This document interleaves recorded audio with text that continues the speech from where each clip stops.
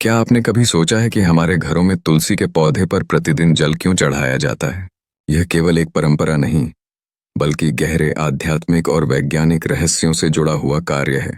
हमारे पूर्वजों ने तुलसी के पौधे को देवी लक्ष्मी और भगवान विष्णु का प्रतीक माना है। गरुड़ पुराण में इसका उल्लेख है कि तुलसी में जल अर्पित करने से केवल घर में सकारात्मक ऊर्जा का संचार नहीं होता, बल्कि इसके माध्यम से हम देवी लक्ष्मी और भगवान विष्णु की कृपा प्राप्त करते हैं। तो चलिए इस रहस्यमयी और दिव्य कार्य के महत्व को जानें और समझें कि क्यों यह हमारे जीवन के लिए इतना आवश्यक है।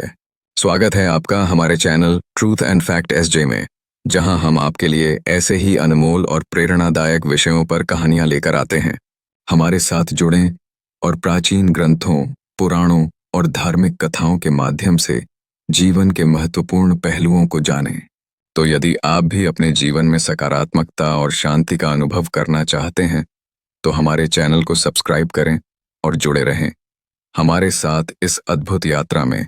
भारत में तुलसी का पौधा केवल एक औषधीय पौधा नहीं, बल्कि देवी स्वरूप में पूजा जाता है।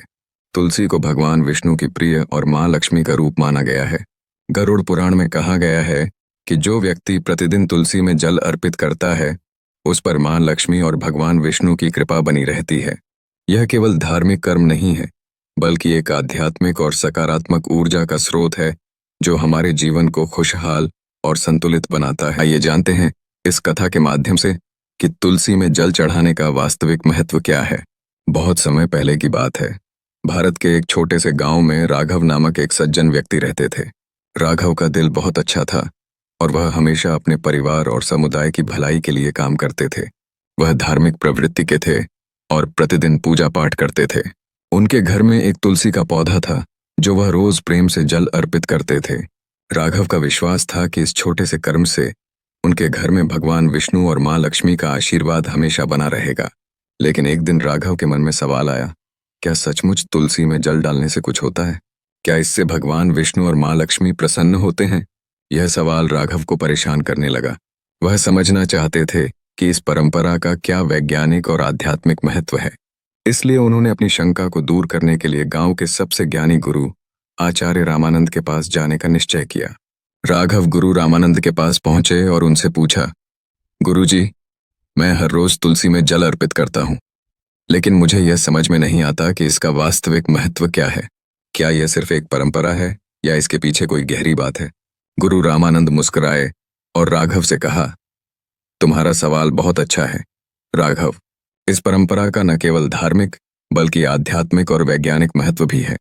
तुमने जो सवाल उठाया है, उसका उत्तर बहुत गहरे शास्त्रों में छिपा हुआ है, खासकर गरुड़ पुराण में। गुरु ने फिर राघव को गरुड़ पुराण की एक बहुत महत्वपूर्ण कथा सुनाई। बहुत समय पहले की बात है। गुरु रामानंद ने कहा, एक छोटे से गांव में एक कन्या थी, जिसका नाम तुलसी था। तुलसी भगवान विष्णु की परम भक्त थीं। वह हर दिन भगवान विष्णु के नाम का जाप करती थीं और उनका ध्यान करती थीं। भगवान विष्णु उनके तप और भक्ति से इतने प्रसन्न हुए कि उन्होंने तुलसी से कहा, तुमने मुझे बहुत प्रसन्न किया है, मैं तुम्हारी इच्छाओं को पूरा करूंगा। तुम एक देवी बनोगी और मेरे साथ हमेशा के लिए रहोगी। गुरु रामानंद ने आगे कहा, भगवान विष्णु के आशीर्वाद से तुलसी देवी का रूप धारण कर लीं और उन्होंने अपना निवास भगवान विष्णु के साथ सदा के लिए निर्धारित कर लिया। तभी से तुलसी का पौधा भगवान विष्णु और माँ लक्ष्मी का प्रतीक बन गया। गुरु ने राघव से कहा, अब जब भी कोई भक्त तुलसी के पौधे में जल अर्पित करता है, वह न केवल भगवान विष्णु और माँ लक्ष्मी की पूजा करता है, बल्कि उनके आशीर्वाद को भी प्राप्त करता है। गरुड़ पुराण के अनुसार तुलसी में जल अर्पित करने से घर में सुख, शांति और समृद्धि का वास होता है। साथ ही यह हमारे मन, शरीर और आत्मा को शुद्ध करता है। गुरु ने यह भी बताया कि तुलसी का पौधा केवल धार्मिक दृष्टिकोण से ही नहीं, बल्कि वैज्ञानिक दृष्टिकोण से भी बहुत लाभकारी है।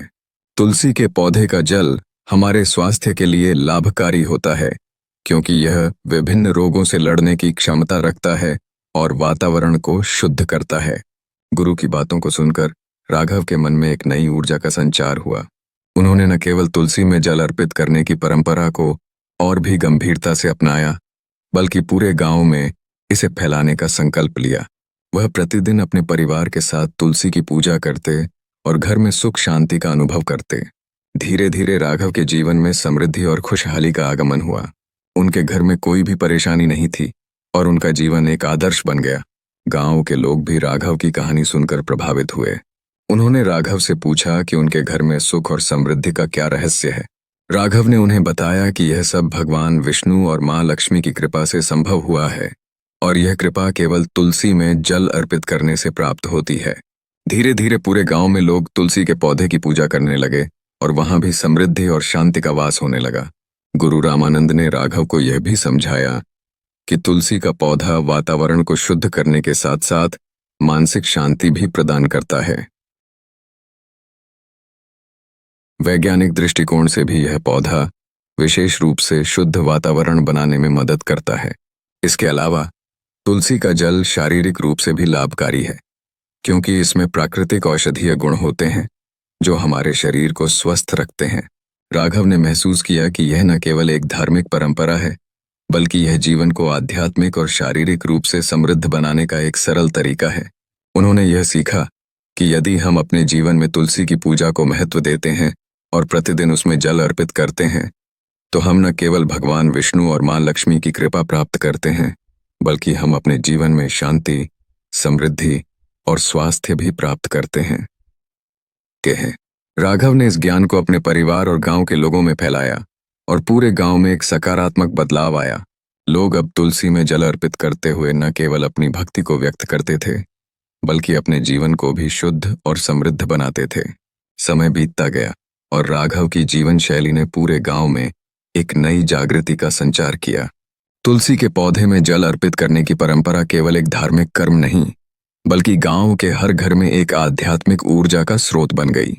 राघव ने महसूस किया कि न केवल उनके घर में सुख और समृद्धि आई, बल्कि उनके परिवार के लोग भी अब शांत, खुशहाल और संतुष्ट रहने लगे थे।